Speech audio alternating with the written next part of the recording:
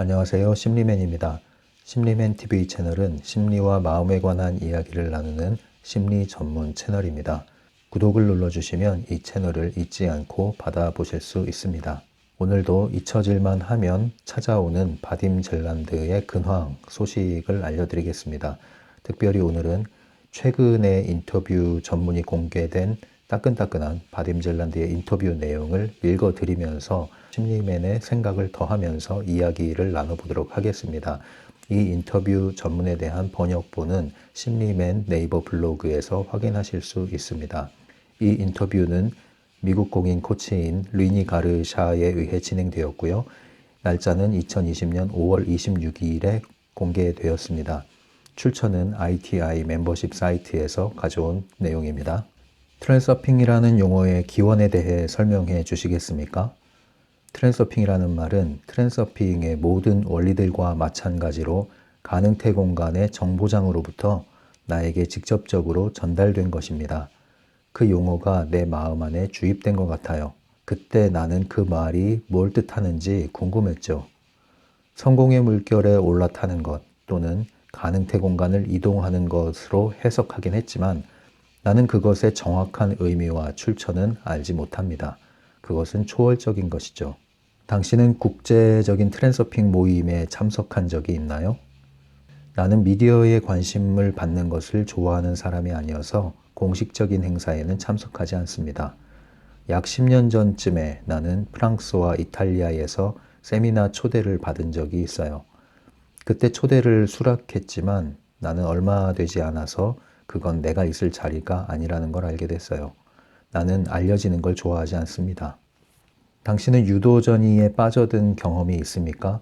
거기서 벗어나기 위해 가장 효과적인 방법이 뭐였는지 개인적인 체험을 바탕으로 말씀해 주시겠습니까? 90년대 초반 소련이 붕괴되었을 때 나를 포함해서 많은 러시아 사람들이 직업을 잃었습니다. 분명한 것은 무슨 일이 왜 일어났는지를 떠나서 기본적으로 그것은 완전히 재난이었다는 겁니다. 만약에 미국이 그 당시에 러시아와 같은 상황을 맞이한다고 상상해 보세요. 그러면 당시 러시아가 어떠했을지 감이 올 겁니다. 나는 그 당시에 양자물리학 분야에서 일하고 있었지만 그곳으로 가족을 부양하긴 힘들었습니다. 그래서 나는 보안 관련된 업종에서 일을 했어요. 그때 나는 크고 검은 권총을 들고 철도 창고 주변을 걸어 다니면서 경비를 섰습니다. 그러고 나서 얼마 후에 임금이 삭감됐습니다. 나는 재취업을 하기 위해서 빨리 재교육을 받아야 했습니다. 나는 은행에서 금융 관련 소프트웨어를 개발하는 일을 하게 됐습니다. 그때 나는 소프트웨어 개발에 관련된 것보다는 은행 업무와 관련된 것을 더 많이 알게 됐던 것 같아요. 은행 업무를 충분히 이해하지 못하면 소프트웨어를 만들 수 없기 때문이죠. 나는 한 번은 금융 관련한 교육기관에서 신용과 관련한 강의를 하기도 했습니다. 90년대 후반이 되자 이번에는 러시아 금융권의 위기가 닥쳤습니다. 많은 은행들의 큰 타격을 받았죠. 나는 두 번째 소용돌이에 빠져들었습니다. 그때 나는 내가 하던 일에 완전히 환멸을 느꼈습니다. 다시는 컴퓨터 앞에 앉을 수가 없었어요. 그래서 나는 내가 가진 것을 말 그대로 쓰레기통에 다 내던졌습니다. 그 뒤로 나는 목재와 관련한 공장에서 낮은 기술을 요구하는 노동을 했습니다. 내가 왜 하필 그때 그 일을 택했는지는 모르겠습니다. 아마도 내가 강도 높은 정신노동에 많이 지쳐 있었던 것 같아요. 하지만 그 공장 일은 월급이 너무 적었죠. 그래서 마지못해서 나는 다시 IT 업종으로 되돌아왔습니다. 어쨌든 나는 그 분야에서는 전문가였으니까요. 나는 대기업의 컴퓨터 시스템 관리자로 일하게 됐습니다. 나는 회사 전체 컴퓨터 네트워크를 책임졌죠. 아주 많이 바빴습니다. 잠시 동안 아무것도 안 하고 앉아 있을 수 있었지만 곧 전화벨이 울리면 나는 문제 해결을 위해서 이리저리 달려가야만 했습니다. 2002년 초반의 어느 날이었죠. 내게 트랜서핑과 관련한 어떤 큰 통찰이 일어났습니다. 그것은 저절로 갑자기 찾아왔죠. 마치 그것은 내 머릿속을 관통하고 들어와서 나와 함께 연결된 것만 같았어요. 그것은 철학적인 것보다도 훨씬 위대한 어떤 것을 이해하는 것과 같았습니다. 제 책 리얼리티 트랜서핑 제1권에 기술한 대로 보호구역 감시원과의 신비한 만남 이후로 그 모든 게 시작됐습니다. 지금도 나는 여전히 궁금해요. 왜 그 만남이 있었고 왜 그들은 나를 선택했는지 말이죠. 기묘하게도 이 단편적인 생각들과 아이디어들은 내가 직장에서 뛰어다니는 동안 찾아왔습니다. 그래서 나는 짬을 내서 그것을 바로 기록에 남겼죠. 얼마 후 나는 꽤 많은 조각들을 갖게 됐고 그것을 순서에 맞게 체계적으로 정리해 나갔습니다. 다행히도 나는 분석적인 뇌를 가지고 있기 때문에 2003년 8월까지 트랜서핑 시리즈 3권을 완성할 수 있었습니다. 그 바쁜 와중에 내가 어떻게 그것을 다 관리할 수 있었는지는 지금도 미스테리예요. 나는 집에서 좀 더 편안한 분위기 가운데서 그 다음에 몇 권의 책을 더 썼습니다. 그것으로 인해 나는 회사를 떠나서 전업 작가로 일할 수 있게 됐어요. 이처럼 내 인생은 유도전 위에 오르락내리락 해왔고 오늘날도 여전히 그렇습니다. 내 생각에 유도전 위에서 벗어나기 위해서 가장 효과적인 모토는 절대 포기하지 말라라는 말입니다. 이것은 도널드 트럼프 대통령의 모토이기도 한데요. 내가 아는 한 그도 역시 인생에서 많은 오르락내리락을 경험했을 거라고 생각해요. 우리 집 책장에는 그 모토와 똑같은 제목인 Never Give Up 이라는 트럼프의 저서가 꽂혀 있습니다. 나는 아직 그 책을 읽지 않았지만 메시지는 분명합니다. 당신의 앞으로의 계획은 무엇인가요? 신간도서와 영화 그리고 번역 작업이 있나요? 그렇습니다. 나는 새 책을 쓰고 있습니다.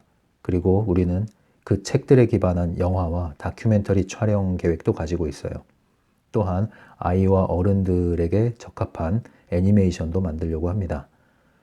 우리는 이미 열정적인 사람들로 구성된 팀을 가지고 있습니다. 우리는 스폰서를 구하고 있어요.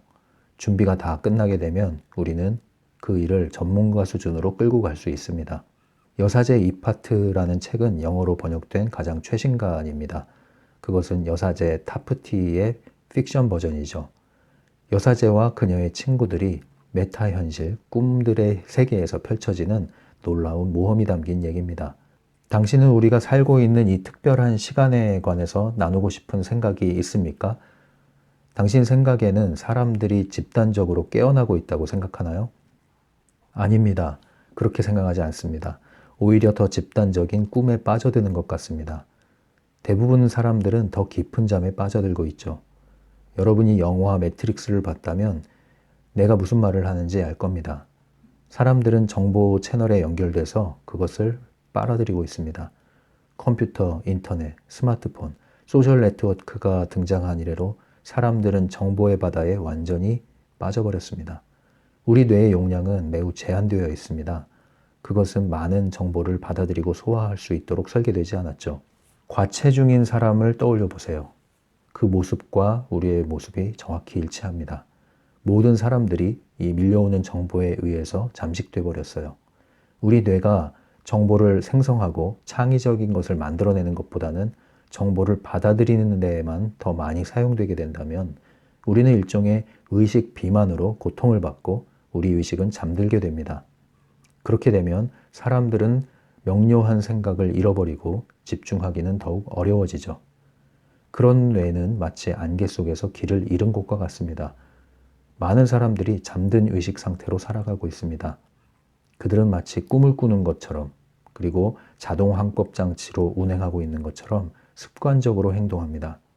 이와 관련한 내용은 타프티와 이파트 도서에 잘 담겨 있습니다. 매트릭스 안에서 잠들지 않기 위해서는 정보의 홍수가 밀려오는 것을 제한해야만 돼요. 이것을 위해서 좋은 일종의 식이요법은 아날로그적인 삶을 사는 것이죠. 당신은 아무거나 무제한적으로 먹어서는 안 됩니다. 이런저런 기계 장치를 사용하는 시간을 줄이십시오. 그리고 자연을 더 많이 접하고 창조적인 활동을 하는 시간을 누려야 합니다. 정보를 받아들이는 것보다 정보를 생성하는 것이 더 쉽습니다. 그것은 마치 우리가 배우는 것보다 가르치는 게 더 쉽고 소비를 하는 것보다는 만들어내는 게 더 즐겁고 생산적인 것과 같습니다.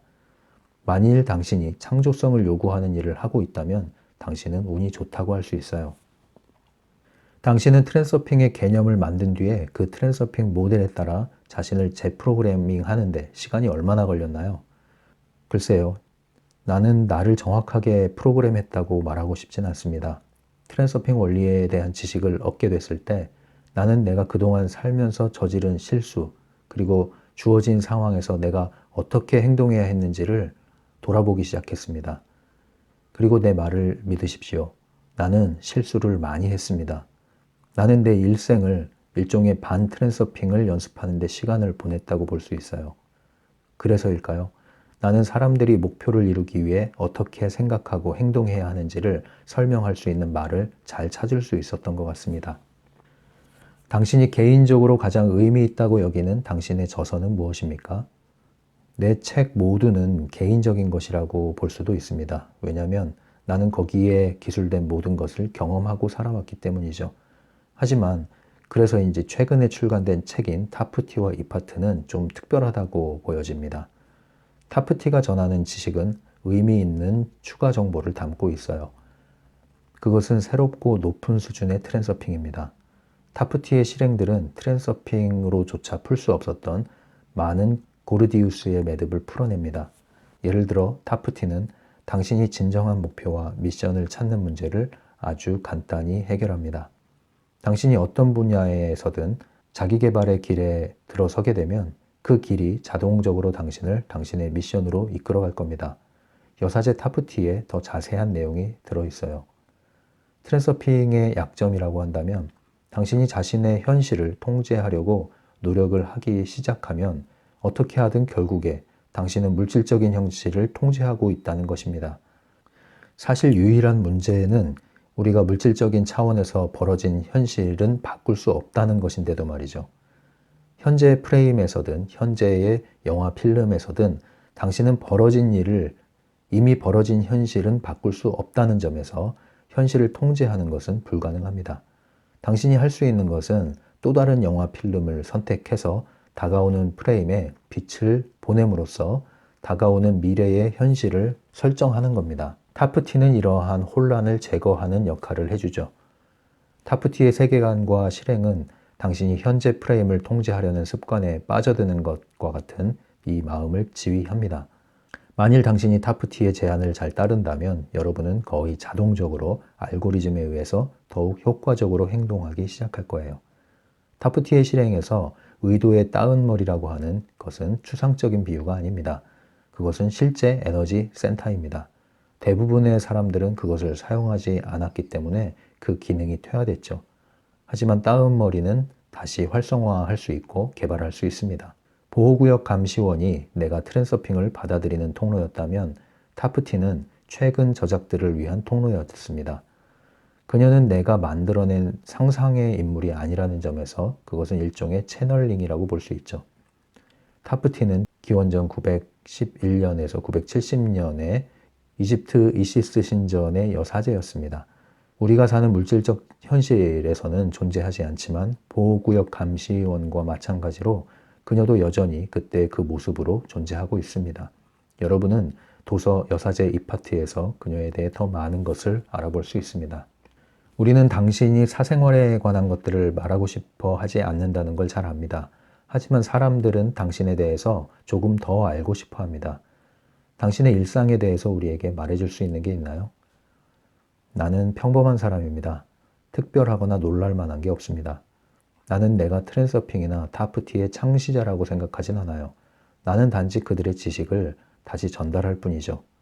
그 지식이 나한테 오고 나는 그 지식을 전달할 뿐입니다. 사실 나는 평범하다는 것 말고는 내 개인적인 삶에 대해서 말하고 싶지 않아요. 나를 작가 바딤 젤란드로 알고 있는 사람은 거의 없습니다. 물론 나와 가까운 친척들은 알고 있지만 예전에 학교 친구들은 모릅니다. 나는 그들에게 내가 하는 일을 말한 적이 없죠. 왜 안 되죠? 나는 우리 사이의 관계가 바뀌는 것을 원하지 않아요. 나는 그저 이렇게 똑같은 사람입니다. 아이스크림을 좋아하십니까? 네, 가끔 초콜릿 아이스크림 좋아합니다. 어떤 음악을 좋아하세요? 나는 비틀즈 음악을 들으면서 자랐습니다. 60년대에 내가 4살인가 6살이었을 때 저희 어머니는 학교 교사로 일했어요. 어머니는 자주 나를 학생들이 하는 파티에 데리고 갔습니다. 거기서 학생들은 음악에 맞춰서 춤을 췄죠. 그때서부터인지 나는 레드 제플린, 딥퍼플, 크림 댄스, 아바 그 모두를 섞은 것들에 빠져들었습니다. 나는 좋은 가사가 있는 음악을 좋아해요. 나는 칼만과 스트라우스의 오페라뿐만 아니라 앤드류 루이드 웨버의 록 오페라도 좋아합니다. 기르는 애완동물이 있나요? 네, 고양이를 기르고 있습니다. 16살인데 아직까지 살아있고 발차기도 잘해요. 이완하기를 위해서 어떤 활동을 하시죠? 나는 독서를 즐기곤 했는데요. 지금은 어떤 이유로 책 대신 영화를 보고 있습니다. 몸에 문신이 있나요? 없습니다. 취향이 변하기 때문에 문신하고 나면 나중에 후회할 거라고 생각했죠. 문신은 지우기가 어려우니까요. 최근에 놀랄 일이 있었나요? 그렇습니다. 코로나 바이러스로 인해서 과장된 히스테리가 있죠. 하지만 이건 또 다른 얘기입니다. 이 인터뷰와는 크게 관련이 없죠. 당신이 과거나 현재의 사람들 중에서 함께 식사하고 싶은 사람이 있다면 누구인가요? 나는 리니 가르샤와 성 피터스버그에서 한번 점심 식사를 했습니다. 나는 그녀가 배와 레몬이 담긴 물을 마셨던 것을 기억합니다. 나는 그녀가 어떤 종류의 다이어트를 한다고 그 당시에 추측했어요. 나는 그녀에게 더 많이 먹어야 한다고 말했죠. 그녀가 내 말을 들었으면 좋겠습니다. 그런데 당신이 한 질문은 내가 존경하는 사람에 관한 것이죠. 나는 어떤 스승이나 구루가 없습니다. 하지만 나는 야망 있고 멋지게 행하는 것들을 보면서 인상을 많이 받아요.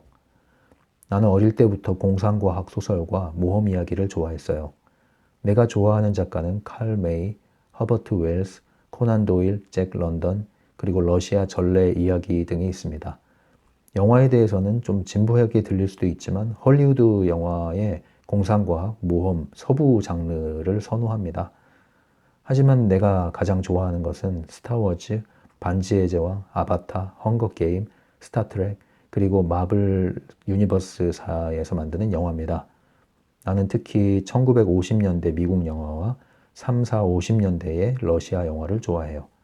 그것들은 아직 매트릭스에 의해서 손상되지 않은 진짜 사람들을 보여주거든요. 영웅은 자연스럽고 직설적이고 진실한 모습으로 나타나고 있죠. Singing in the Rain 그리고 엘비스 프레슬리가 주연한 영화들과 같은 걸작품에서도 등장인물들은 단순하고 순진합니다.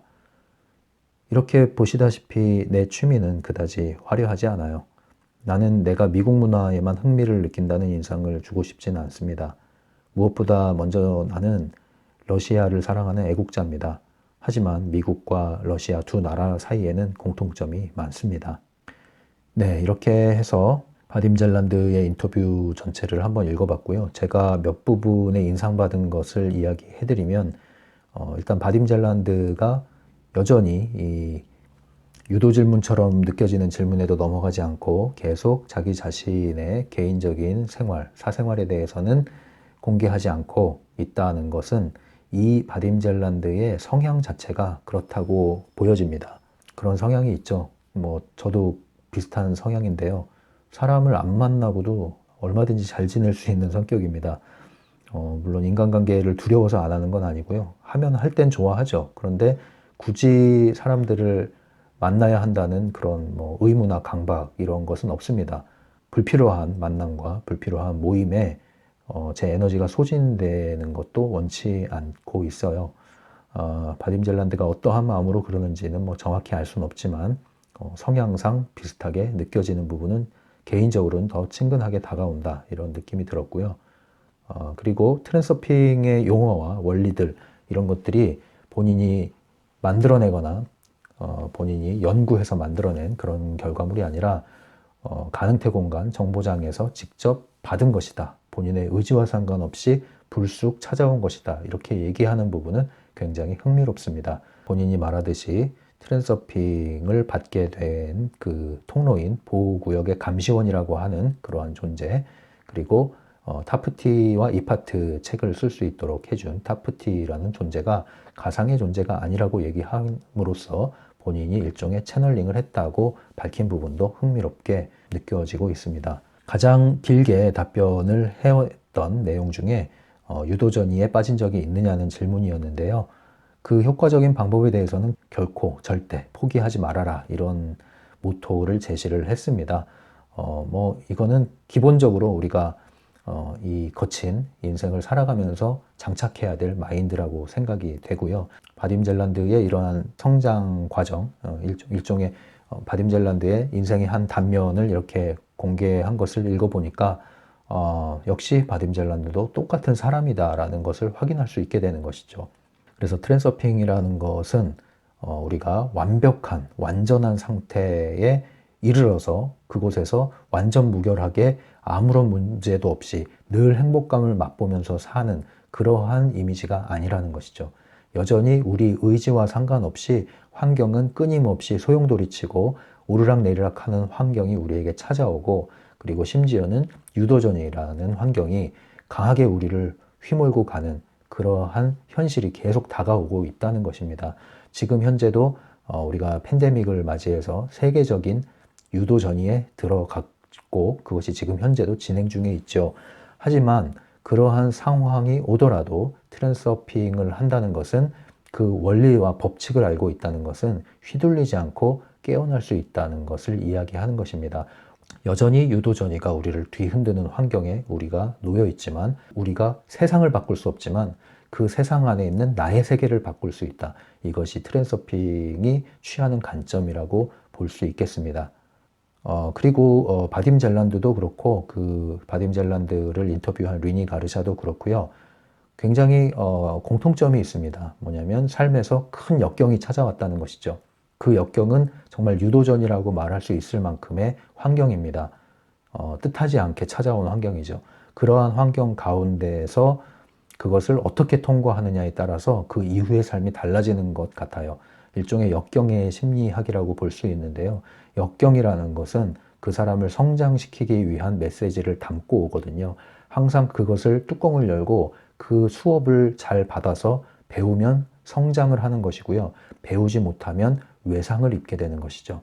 그래서 우리는 환경을 대하는 기본적인 태도가 어떠한 환경, 역경, 심지어 뜻하지 않는, 뜻에 반하는 환경이 왔을 때 항상 그 환경이 무엇을 얘기해 주는가를 면밀히 주시하고 내 마음을 거울에 비춰보는 것이 매우 현명한 태도라고 볼 수가 있습니다. 현실과 싸우는 것은 트랜서핑 관점에서는 큰 의미가 없습니다. 주어진 현실은 바꿀 수 없다는 것이죠. 이제 다가오는 현실을 우리는 통제할 수 있는데 그것은 지금 현재 내 마음을 어떻게 취하는가에 달려 있다는 것이고요. 그것을 위해서는 내가 아무리 불편하고 마음에 들지 않고 불행한 환경을 맞이했다 하더라도 그것에서 우리는 배움을 얻고 성장을 하기 위한 기반으로 그 메시지를 찾아내야 된다는 것이 중요한 핵심 과제인 것 같습니다. 또한 바딤 젤란드가 스스로도 밝혔듯이 굉장히 논리적인 사고력을 소유하고 있지요. 아무래도 IT 분야에서 일을 했고 그리고 물리학을 공부했기 때문에 그랬던 것 같습니다. 일종의 그릇이라고 할 수 있는데요. 어떠한 영감이 떠오르더라도 그것을 표현하는 것은 그 사람이 가지고 있는 그릇의 크기와 빛깔에 달려 있습니다. 결국은 우리가 기본적으로 우리 자신이 어느 한 분야에서 충분한 준비를 하지 않으면 그것이 영감을 받아서 꼽히기는 어렵다는 것입니다. 그래서 왜 1만 시간 법칙이라는 얘기를 하고 있지요. 기본적으로 우리가 이 자연 법칙에 따라서 갖추어야 될 것은 갖춰 나가는 것이 필요하지, 그러한 모든 것이 다 필요 없다. 가능태 공간에 슬라이드를 잘 비추기만 하면 된다. 이렇게 하는 것은 여전히 우리가 치우친 발상이라고 볼 수가 있겠습니다. 그리고 굉장히 인상적이었던 것 중에 또 하나는 현재의 사람들이 깨어나고 있습니까? 라는 질문에 오히려 더 잠들고 있다라고 얘기하는 부분입니다. 이런 영성을 관심하는 분야에서는 의식이 지금 우주적으로 깨어나고 있다 이런 얘기를 2000년대부터 해왔잖아요. 2000년대 초반부터 해왔는데요. 바딤 젤란드의 관점은 오히려 사람들이 더 깊은 잠에 빠졌다고 하는 것이고요.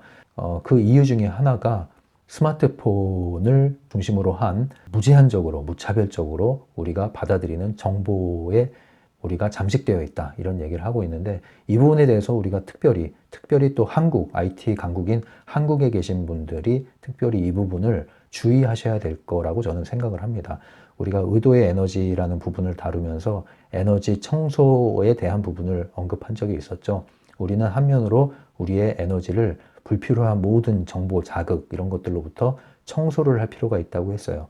그 차원에서 우리가 가장 크게 청소를 해야 되는 부분 중에 하나가 이러한 마구잡이로 우리에게 쏟아지는 정보인데요. 그 정보의 큰 통로 중에 하나가 바로 스마트폰이죠. 그래서 우리가 스마트폰을 사용하는 습관을 스스로 제한하지 않으면 우리는 원튼 원치 않든 매트릭스 세상, 펜듈럼 세상에서 영향을 받지 않을 수가 없고 휘둘리지 않을 수가 없는 조건을 만들게 됩니다. 그래서 스마트폰을 통한 정보를 최대한 줄이는 것만으로도 여러분들은 상당히 머리와 몸과 마음이 가벼워질 수 있다는 것, 그리고 그 에너지를 여러분들이 자연과 함께하고 혼자 사색하고 산책하고 운동하고 이러한 것에 시간을 더 투자하고 어떤 것을 많이 받아들이기보다는 여러분 안에 있는 것들을 표현하면서 여러분들이 글을 쓸 수도 있겠죠. 뭔가를 만들어낼 수 있겠죠.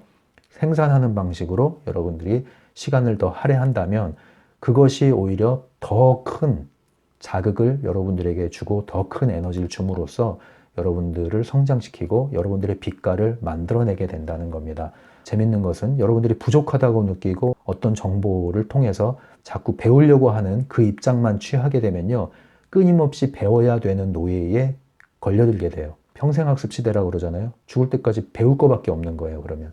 그래서 최상의 배움은 가르치는 것이고 내가 나눠줄 때 오히려 내가 받는다라는 관점을 가지시고 여러분들이 어느 정도 기본적인 것을 여러분들이 갖췄다면 물론 기본을 갖추지 않으면 할 수가 없겠죠. 기본적인 것을 이제 갖춘 상태라면 여러분들은 그것을 외부에 표현하고 생산적인 활동을 하는 것과 함께 맞물려서 진행을 하는 것이 도움이 된다고 말씀드리고 싶습니다. 저도 이 유튜브를 하기 전에는 여기 뉴질랜드는 아무래도 IT 인프라가 한국에 비하면 많이 낙후돼 있잖아요. 그래서 이 스마트폰을 사용을 많이 안 해왔거든요. 근데 아무래도 유튜브를 하다 보니까 더 많은 접속을 하게 되었는데 사실 그것으로 인해서 더 피로감이 있는 건 사실입니다. 한국에서는 이것이 당연하다고 생각했었는데 이곳에 와서 스마트폰 사용을 줄이게 되고 자연스럽게 줄어들게 되죠. 그러다 보니까 오히려 굉장히 마음에 여유가 생기고 또 시간적인 여유도 생기고 그 시간들이 오롯이 나를 위해 사용될 때 더 창조성이 감도는 것을 보게 됐는데요. 심신이 건강해지는 것이죠. 그런데 그런 부분들을 다시 좀 정리해서 또 조절을 해야 될 필요가 있겠다는 생각이 요즘에 좀 들어요. 그래서 제가 오픈챗으로 질문을 해오셔도 48시간 안에 답하겠습니다 라고 한 이유는 제가 빨리빨리 급하게 이렇게 여러분들에게 반응을 할 수 없는 상황이기도 하거니와 그렇게 해서 끌려다니고 싶은 마음도 없기 때문에 그래요. 이런 환경에. 그래서 서로 간에 여유를 가지고 천천히 정보를 필요한 만큼 받아들이고 소화해 나가는 그런 태도가 좀 필요하다고 생각이 듭니다. 여러분들도 불필요한 온라인상에 여러 가지 엮여 있는 것들이 있다면 정리를 하면서 제한을 두시는 그러한 작업을 해보십시오. 미디어 금식이라는 말을 쓰죠. 그런 것처럼 여러분도 미디어 다이어트를 한번 해보시면 어떨까 싶습니다. 이 인터뷰 내용 말고도 제가 또 하나 입수한 것이 있는데요. 그것도 5월에 진행이 됐는데 그것은 영국에서 진행이 된 인터뷰인 것 같아요. 제가 그 부분도 확인이 되고 또 번역이 되는 대로 블로그를 통해서 올려드리고 또 기회가 되면 이 채널에도 소개를 해드리도록 하겠습니다. 지금까지 심리맨이었어요.